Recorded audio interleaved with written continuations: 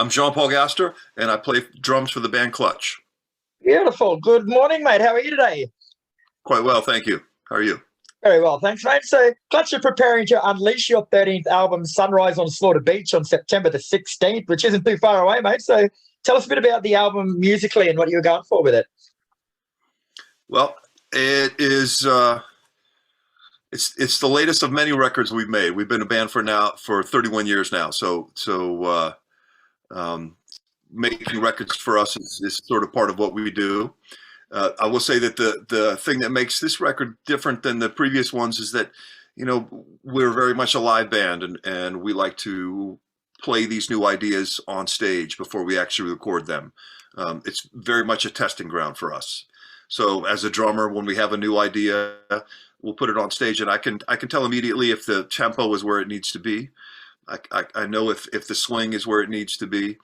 And so all this information just sort of goes into making what the record will be when we actually get into the studio.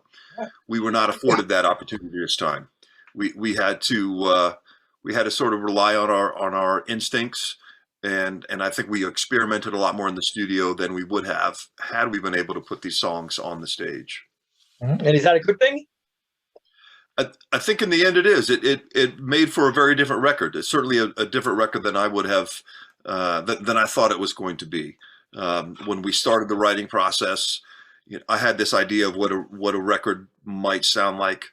We don't actually have we never have a band meeting that says, okay, we're going to make a blues record this time, or we just get together and we just jam. I had an idea of what I thought it was going to be, but in the end, the record was really quite different. It's a moodier record than I had anticipated, and I think dynamically, there's further range than I thought there would be. Sure.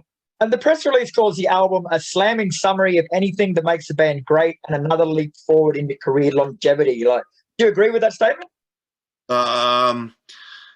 Say that. What's the statement again now? Read it for me. A slamming summary of everything that makes a band great and another leap forward into career longevity. Right. Much more career longevity, mate. You'll be 100.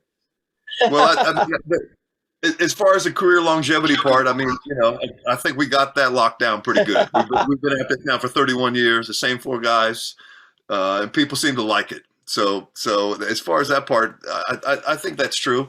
I think we did try to experiment on this record, and that's my favorite thing about recording is trying some new things in the studio. You after being a band for as long as we have, sometimes it becomes a little more difficult to try some new things because you sort of tried all the different things, right? Yeah. But we continue that search, and it's that process, and that's the part that inspires me the most is the process, getting together with the guys, trying some new ideas, kicking some stuff around. And then when we get into the studio, we document those concepts. And, then you look back 10, 15, 20 years later and you think to yourself, okay, well, I guess that was a pretty good record. So far, you've released the singles Red Alert, Boss Metal Zone, We Strive for Excellence, and Slaughter Beach. So are they a good sonic representation of the album, do you think? I think those tunes are probably the most upbeat and the most easily accessible to somebody who might not have heard Clutch before. The songs are all pretty upbeat. Lyrically, I think they're all. Neil is easily, in my opinion, the best lyricist in rock and roll right now. And I think the lyrics in those songs, especially, there's a little something that everybody can kind of latch on to. I do not think that those three songs are what this record is about. I think this record probably covers more ground than those three songs represent. Mm-hmm. Now, we touched on this before, mate, but can we elaborate a little bit further? You've been quoted as saying that this record is in some ways the most different record you've made in a long time. So what do you actually mean by different? Well, I think to begin with, when we got into the studio on this one, there were the most question marks. There were the most gray areas. And that was because we didn't have the opportunity to take these songs and actually put them on the stage. So Whereas before, I might go into the studio and have a pretty good idea of what I wanted to play. In fact, I might make a chart. I might make some notes as to what my ideas were, like how I'm going to hit a certain thing, or I'll write down Neil's lyrics and I'll write the rhythm down to those lyrics, right? And then I'll play a part that might be just like that part, or I might play a part that contrasts that part. But that didn't happen on this record, right? Because we got in there and there were all these question marks. Well, I didn't really know exactly what the lyric was going to be, because these songs were sort of more ideas than they were actually completed. And so I think that's what makes this record probably one of the most different records that we've done before, is that I think you can hear the experimentation and you can hear the band trying out ideas that we might not have. We made choices in the studio that maybe we wouldn't have made had we been able to take these songs and put them on a stage.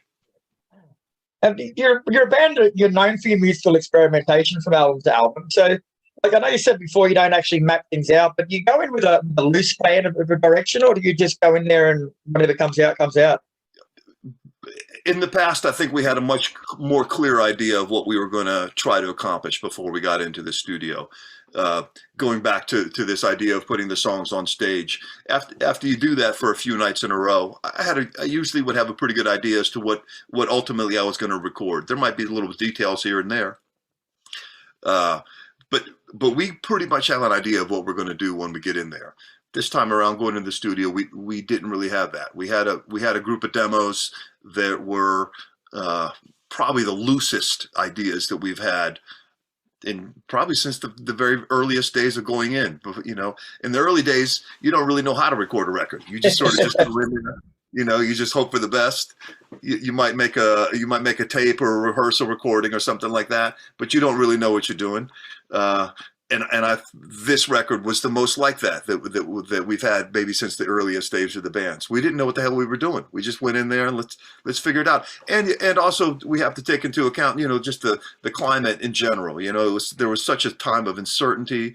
You know, before we always knew we're going to record this record and it's going to come out, you know, next March, and then we've got a tour already booked for June and blah blah blah. That wasn't going on this record. We were making a record hoping that you know, by the time that this record is completed, we'll be able to tour it at some point. And you know, so I think all of that energy went into making this record a unique experience. Certainly, the recording process part of it was. Yeah.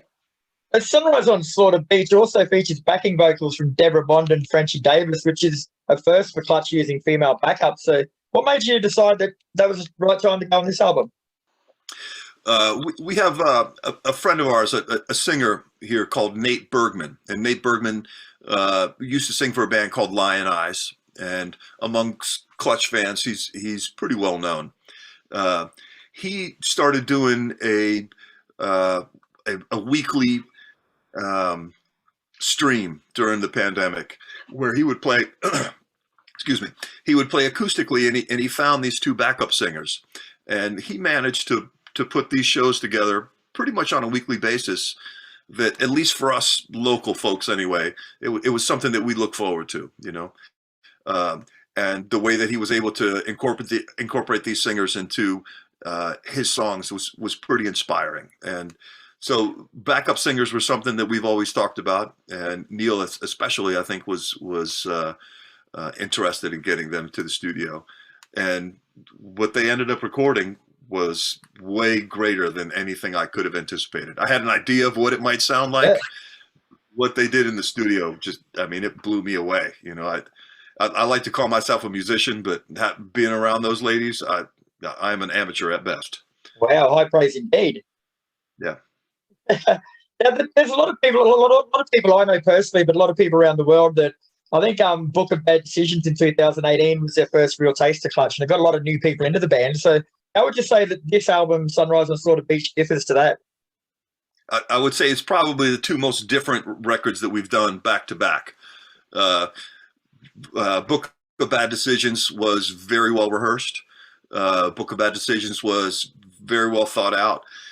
Even to the point where we had Vance Powell, who recorded and produced that album.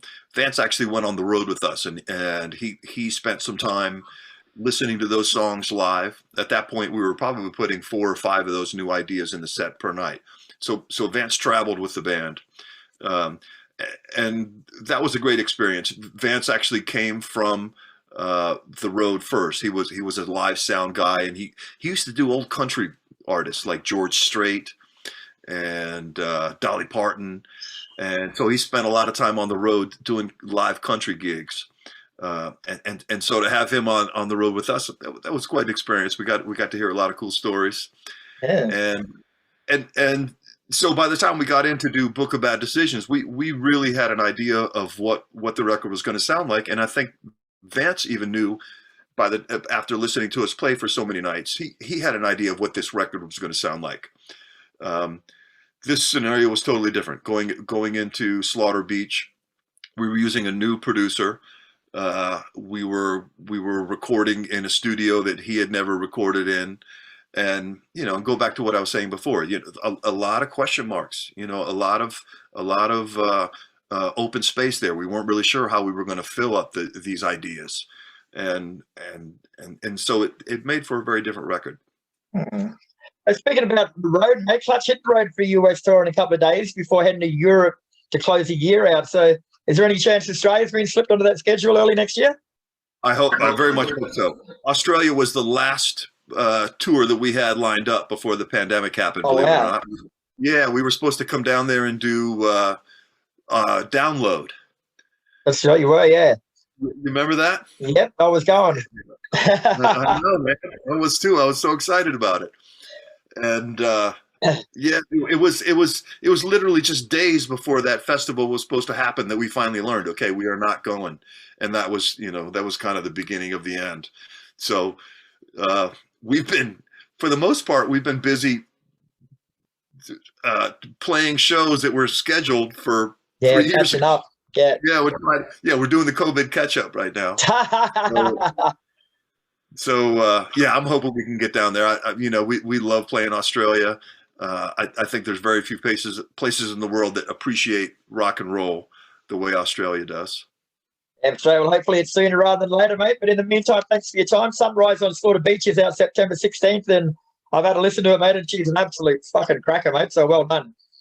I appreciate it very much. Thank you. It was great talking with you tonight. Catch you for a beer when you get out of here, bro. All right, brother. Yeah. Take care. See you around.